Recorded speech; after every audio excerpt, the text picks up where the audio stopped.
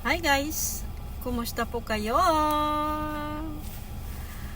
Gusto nyo bang malaman kung saan makikita yung mga alerts or violations natin na nakatago? Doon lang po sa page Recommendation. Tara, samahan nyo ako.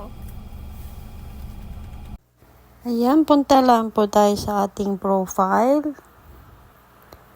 Tapos, professional dashboard. Then, scroll down. Hanapin natin yung page recommendation. Tapos, lalabas po itong page recommendation, ha? Tapos, page status, click lang po natin.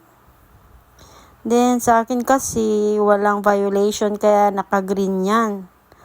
Dapat naka-green po yan. Thanks for watching.